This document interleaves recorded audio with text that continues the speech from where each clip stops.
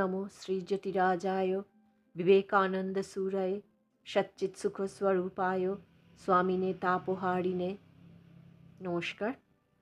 ঠাকুর শ্রীরামকৃষ্ণ পরমহংসদেবের শ্রীচরণে, সংঘজননী শ্রী শ্রীমা সারদা দেবীর শ্রীচরণে এবং যুগনায়ক স্বামী বিবেকানন্দের শ্রীচরণে আমার সশ্রদ্ধ ভক্তিপূর্ণ প্রণাম। আজ 10ই জানুয়ারি 2026। আজ একটি বিশেষ দিন। আজ স্বামী বিবেকানন্দের 164তম শুভ জন্মতিথি। তাই আজ স্বামী বিবেকানন্দের শিষ্য শ্রী শরৎচন্দ্র চক্রবর্তীর লেখা স্বামী শিষ্য সংবাদ বইটি থেকে পাঠ করে শোনাব। পঞ্চম বল্লী। স্থান বেলুর মঠ নির্মাণকালে। বর্ষ 1898।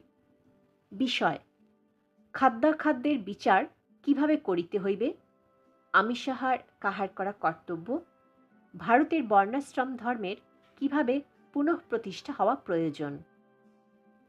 শিষ্য: স্বামীজি, খাদ্যাখাদ্যের সহিত ধর্মাচরণের কিছু সম্বন্ধ আছে কি? স্বামীজি: অল্প বিস্তর আছে বই কি। শিষ্য: মাছ মাংস খাওয়া উচিত এবং আবশ্যক কি? স্বামীজি: খুব খাবি বাবা, তাতে যা পাপ হবে তা আমার।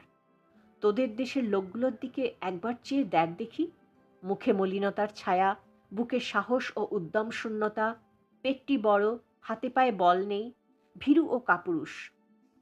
শিষ্য: মাছ মাংস খাইলে যদি উপকারী হইবে, তবে বৌদ্ধ ও বৈষ্ণব ধর্মে অহিংসাকে পরমধর্ম বলিয়াছে কেন?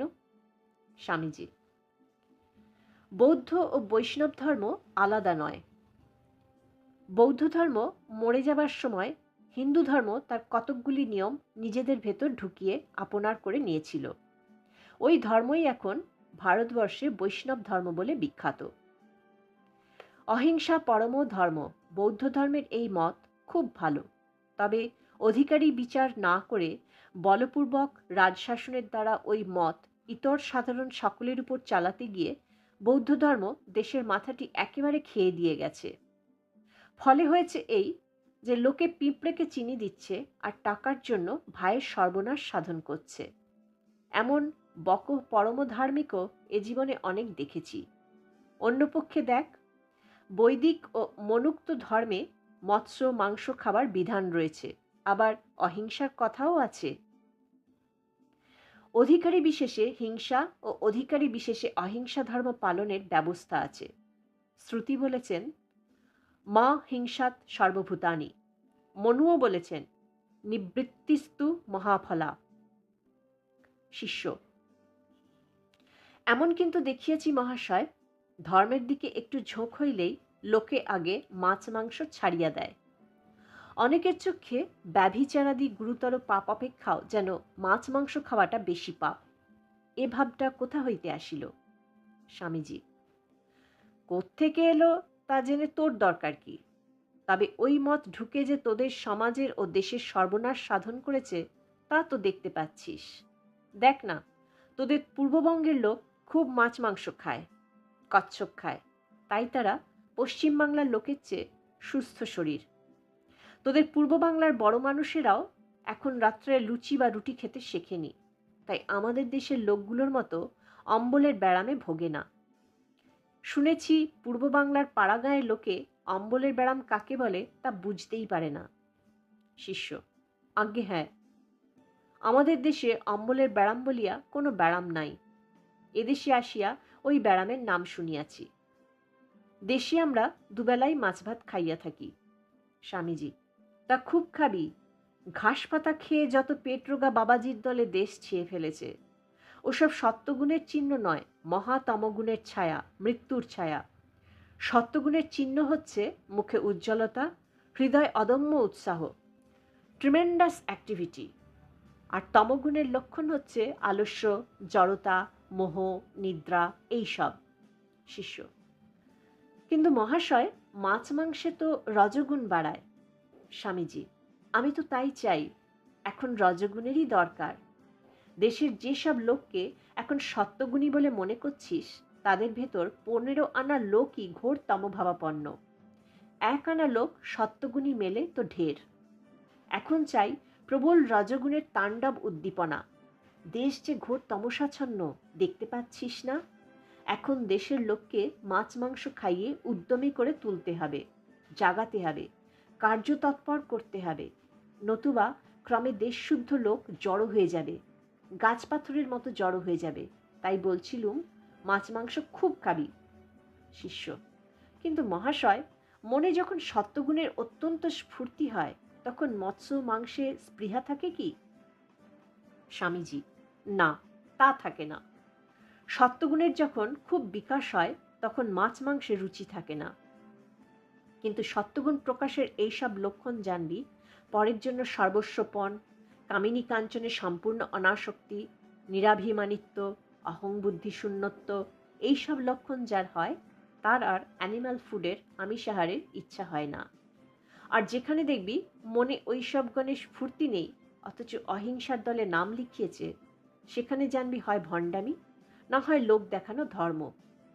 তোর যখন ঠিক ঠিক সত্যগুণের অবস্থা হবে, তখন আমিষাহার ছেড়ে দিস।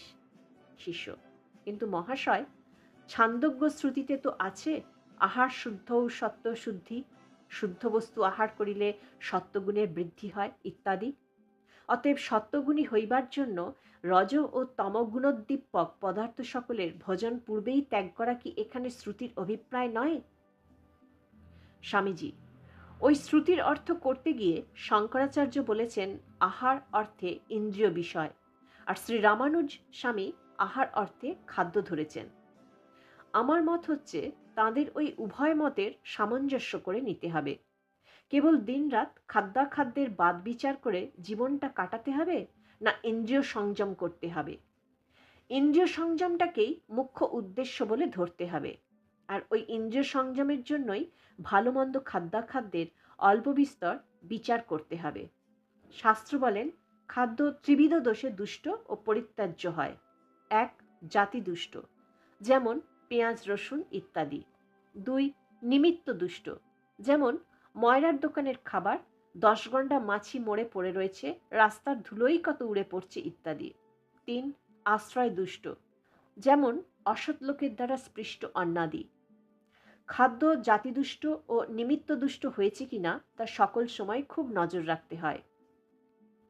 কিন্তু এদেশে ওই দিকে নজর একেবারেই উঠে গেছে। কেবল শেষোক্ত দোষটি, যা যোগী ভিন্ন অন্য কেউ প্রায় বুঝতেই পারে না, নিয়েই দেশে যত লাঠালাঠি চলছে। ছুঁয়ো না করে ছুঁতমার্গির দল দেশটাকে ঝালাপালা করেছে। তাও ভালো মন্দ লোকের বিচার নেই। গলায় এক গাছের সুতো থাকলেই হলো। তার হাতে অন্ন খেতে ছুঁতমার্গীদের আর আপত্তি নেই। খাদ্যের আশ্রয় দোষ ধরতে পারা একমাত্র ঠাকুরকেই দেখেছি। এমন অনেক ঘটনা হয়েছে যেখানে তিনি কোনো কোনো লোকের ছোঁয়া খেতে পারেননি। বিশেষ অনুসন্ধানের পর জানতে পেরেছি, বাস্তবিকই সে সকল লোকের ভেতর কোনো না কোনো বিশেষ দোষ ছিল। তোদের যত কিছু ধর্ম এখন দাঁড়িয়েছে গিয়ে ভাতের হাঁড়ির মধ্যে। অপর জাতির ছোঁয়া ভাতটা না খেলেই যেন ভগবান লাভ হয়ে গেল। শাস্ত্রের মহান সত্য সকল ছেড়ে কেবল খোসা নিয়েই মারামারি চলছে।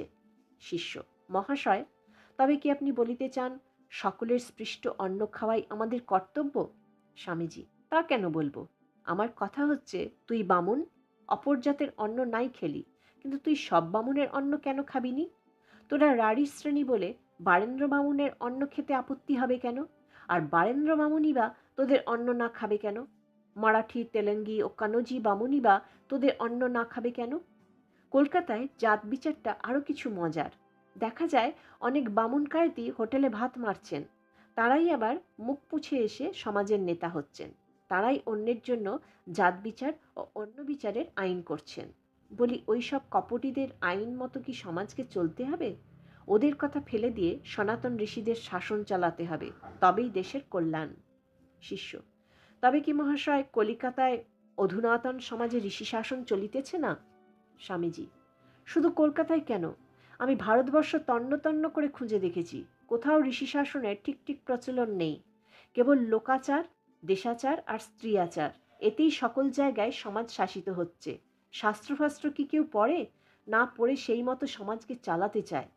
শিষ্য: তবে মহাশয়, এখন আমাদের কি করিতে হইবে?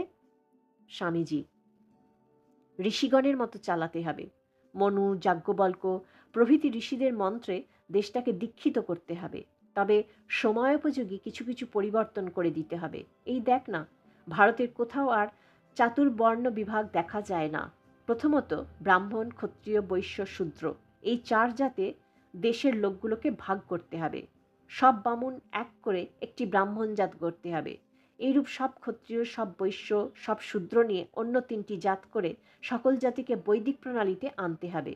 নতুবা শুধু তোমায় ছোব না বললেই কি দেশের কল্যাণ হবে রে? কখনোই নয়। আজ এই পর্যন্ত। আশা করি আজকের এই পাঠ আপনাদের সবার ভালো লেগে থাকবে। মায়ের কৃপায় আপনারা সবাই ভালো থাকবেন, সুস্থ থাকবেন, আনন্দে থাকবেন। ওম শান্তি শান্তি শান্তি। হরি ওম তৎসৎ। শ্রীরামকৃষ্ণ অর্পণমস্তু।